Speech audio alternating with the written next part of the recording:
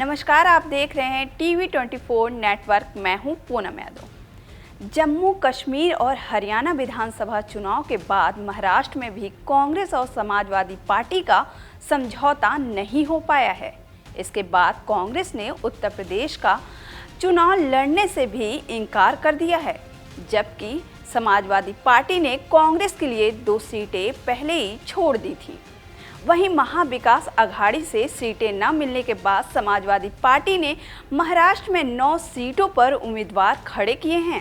महाविकास अघाड़ी के उन 2 सीटों पर उम्मीदवार नहीं खड़े किए हैं जिन्हें पिछले चुनाव में समाजवादी पार्टी ने जीता था। इसके बाद अब लगने लगा है कि समाजवादी पार्टी और कांग्रेस के बीच रिश्ते वैसे नहीं रहे जैसे कि लोकसभा चुनाव के बाद थे। समाजवादी पार्टी और कांग्रेस ने 2017 का विधानसभा चुनाव भी मिलकर ही साथ लड़ा था, लेकिन ये गठबंधन बहुत सफल नहीं हो पाया था। इसके बाद समाजवादी पार्टी ने कांग्रेस से गठबंधन तोड़ लिया था। इसके बाद दोनों दल 2024 के लोकसभा चुनाव में भी एक साथ नजर आए।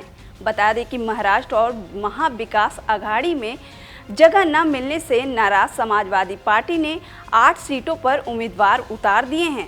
इनमें से 2 सीटों पर महाविकास अघाड़ी ने अपने उम्मीदवार नहीं उतारे हैं। ये दोनों सीटें हैं मानखुर्द, शिवाजी नगर और भिवंडी ईस्ट। ये दोनों सीटें सपा ने 2019 के चुनाव में जीत हासिल की थी। यहाँ से सपा ने अपने पुराने विधायकों को टिकट दिया है।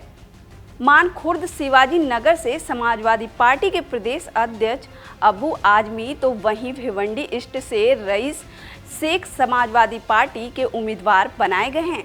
इन 6 सीटों पे समाजवादी पार्टी और महाविकास अघाड़ी में फ्रेंडली फाइटर देखने को मिल रहा है।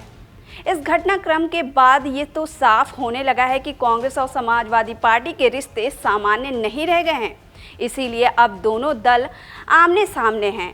ऐसा पहली बार नहीं है जब समाजवादी पार्टी और कांग्रेस आमने सामने आए हैं।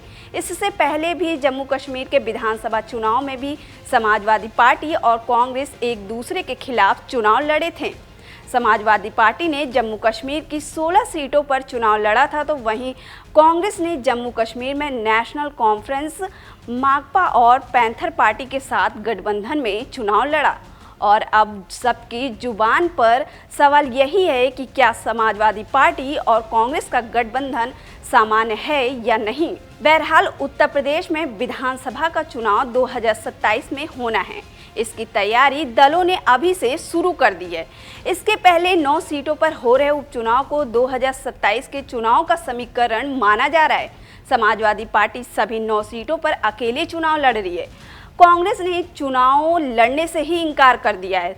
वहीं समाजवादी पार्टी ने पहले 7 सीटों के लिए उम्मीदवार भी घोषित कर दी, तो वहीं 2 सीटें उसने कांग्रेस के लिए छोड़ दी थी। इसके बाद कहा जाने लगा कि गाजियाबाद सदर और खैर सीट के साथ फूलपुर सीट भी कांग्रेस चाहती है। सपा इसके लिए भी तैयार हो गई, लेकिन बाद में खबर आई कि कांग्रेस ने चुनाव लड़ने से ही इनकार कर दिया। कांग्रेस ने कहा कि इंडिया गठबंधन की जीत सुनिश्चित करने के लिए चुनाव न लड़ने का फैसला लिया गया है। हालांकि ऐसी भी खबरें थी, मनपसंदीदा सीट न मिलने की वजह से कांग्रेस ने चुनाव लड़ने से ही इनकार कर दिया।